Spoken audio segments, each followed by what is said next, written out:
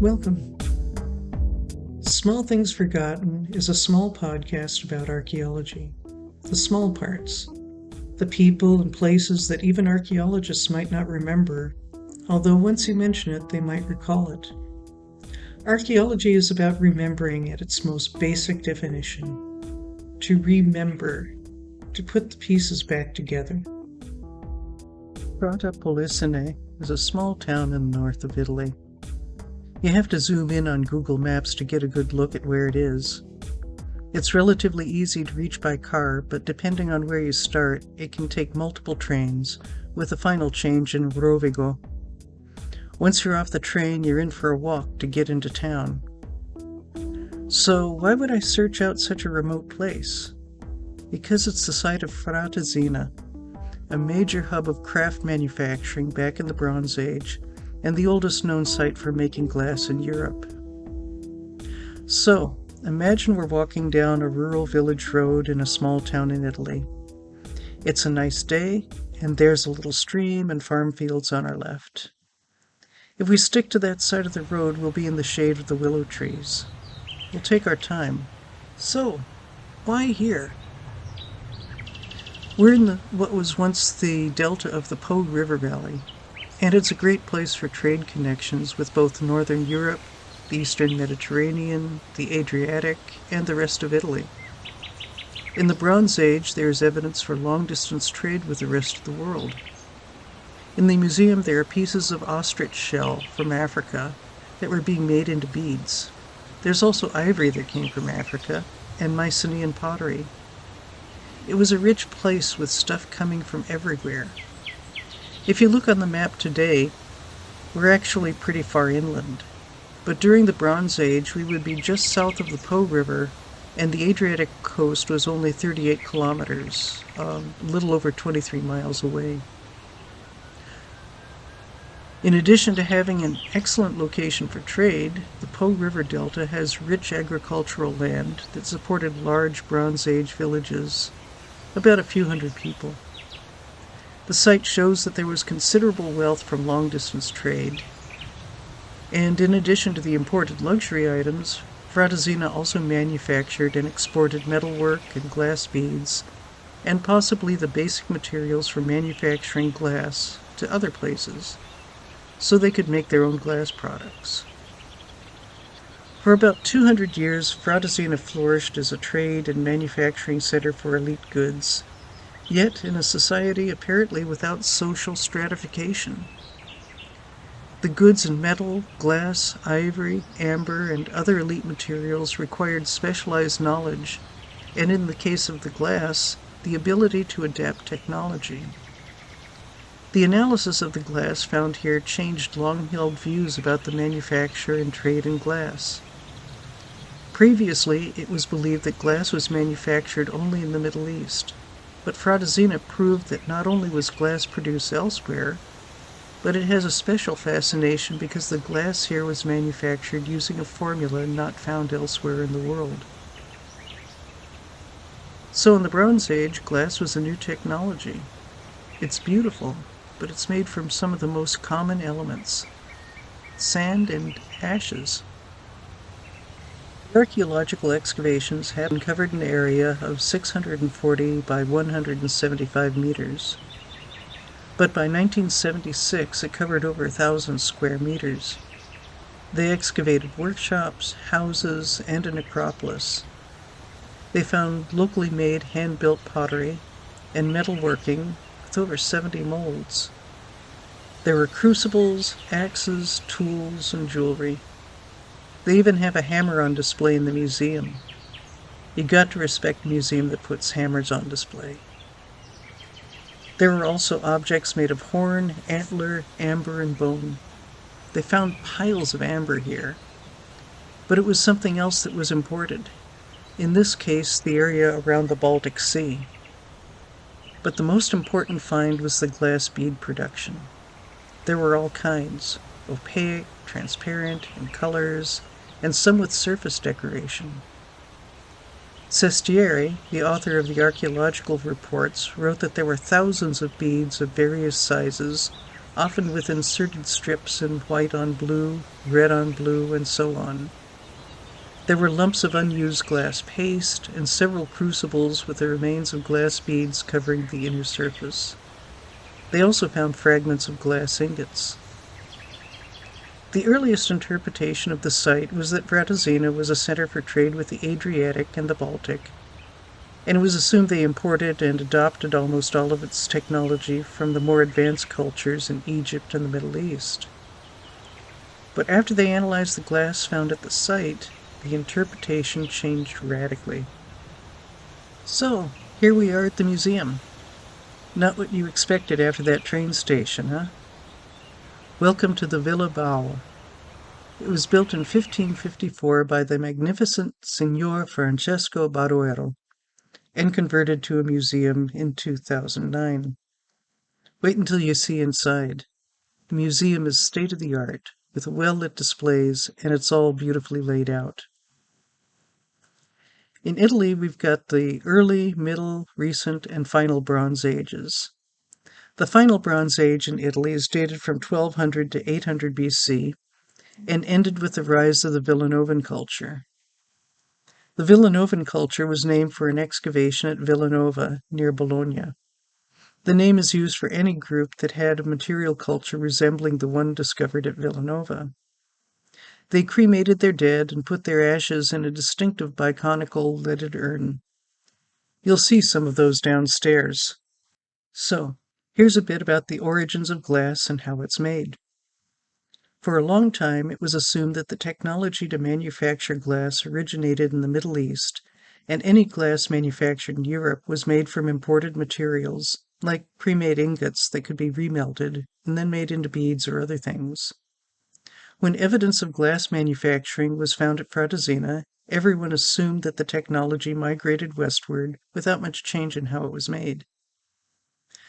Now, glass is made from silica, either sand or crushed quartz. This is mixed with an alkali, usually made from the ashes of plants or wood.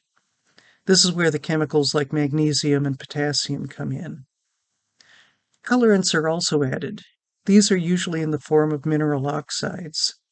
In this case, the blue is from copper and copper oxides, and the white is from tin oxide. The copper they used was probably from crushed slag left over from bronze casting. The ingredients are mixed in a ceramic crucible and heated in a small furnace to 1000 degrees centigrade, or 1830 degrees Fahrenheit. The silica melts and fuses with the other ingredients. Once the glass is made, it's broken out of the crucible, and that's what the glass ingots are. Then the ingot can be remelted and used for making beads or whatever you want. The raw materials of glass have a distinct elemental fingerprint, and chemical analysis of ancient glass can tell us how it was manufactured, what materials were used, and their sources.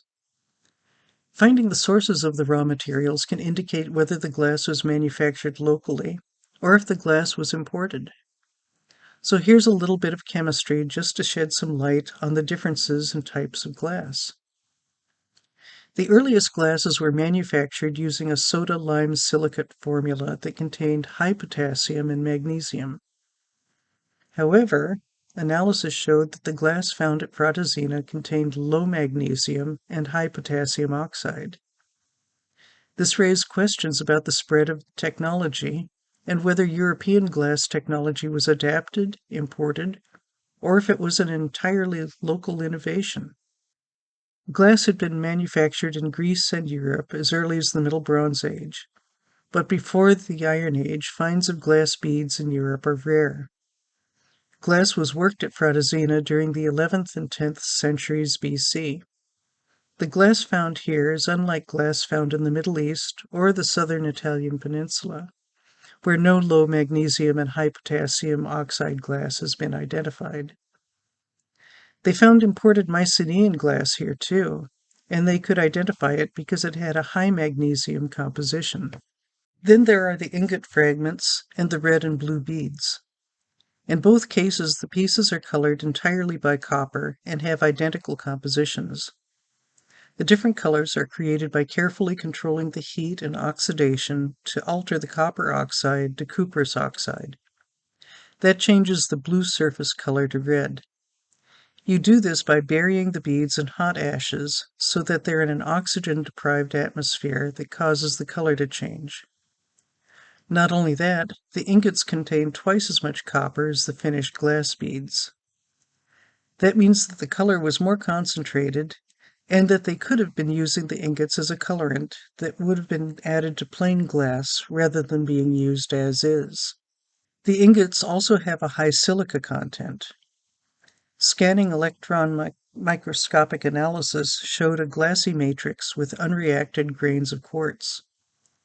This could indicate the glass was intended to be mixed with other ingredients, or the silica could function as an agent to make the glass opaque.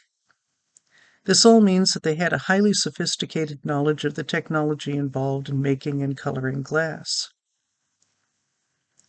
Despite its coarse origins, glass requires considerable skill to successfully transform the raw ingredients into a finished product. The raw materials must be refined and combined into the right proportions. Glass furnaces must be maintained at a constant high temperature, and the glass must be worked quickly and skillfully to manufacture and decorate the finished beads. Then, finally, the glass must be annealed at a constant temperature to cool down very slowly. The slow cooling period keeps the glass from cracking. Glass is really the main event here, but they were making everything at Fratta. There are weaving weights, spindle whorls, and these little things that we think of as small hand distaffs. Distaffs are used for holding unspun fiber while spinning. These are made from antler, and they were turned on a lathe. So there was probably a thriving textile trade here, too. It's too bad that the organic stuff isn't preserved. There was probably a lot of fine leather work and woodwork, too. And then there's the metalwork. All these molds. Some of them still have the bronze that was cast into them. The hammer they have here indicates that there was sheet metal work going on, or it could have been used for hammering the edges on axes and swords to harden and sharpen them. Of course, there are a lot of bronze tools and things like spears and arrowheads. There's a bit of gold work going on here, too. It was a rich place. There's a lot of ornamental stuff and jewelry, and you just have to imagine that everything here covered in green corrosion was once a shiny gold-colored bronze. There's also ceramics. They made the burial urns that we'll see downstairs, but also a lot of day-to-day pottery using their own style. They imported Mycenaean pottery too. There are also toys. Children were buried with little ceramic animals and carts and things they probably played with while they were alive. They also had glass necklaces. We'll go outside for a bit and visit the land of the living before we go visit the displays from the necropolis. So, on the next level, we have the burial urns. I really like how they're displayed. You can look at them from different angles. There are some nice swords here, and everyone was buried with at least one necklace. Look at how fine the beads are, and how consistent the colors are. There must be hundreds on some of the necklaces. Each bead made one at a time, by hand. How much time must that have taken to make that necklace? And when they were alive, the people in other villages would have known where these people came from. It probably wasn't called Fratta then, but others would have known that they were looking at someone who came from the place where all the glass was made. Even the children were buried with a string of beads. There are some other burials here with spinning tools. And at the end of the hall, there's a recreation of the excavation of the necropolis. So, this really is an amazing place. Out in the middle of nowhere. It really deserves more attention, like so many other small museums. There's not much in town, but there are a couple of nice restaurants across the street. One of them has a nice selection of beers and a good lunch menu. We should probably sit and relax for a bit before heading back to the train station.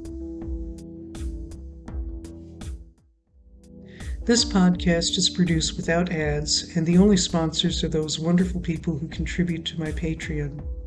If you enjoy this podcast and would like to support it, check out patreon.com/archaeology. Even $1 or $2 a month will help keep this podcast going. I also have a website, Ancient Tools and Craft. It's a webpage about experimental archaeology, making things and the tools people use to make them. Thanks for listening, and now go out and have some fun.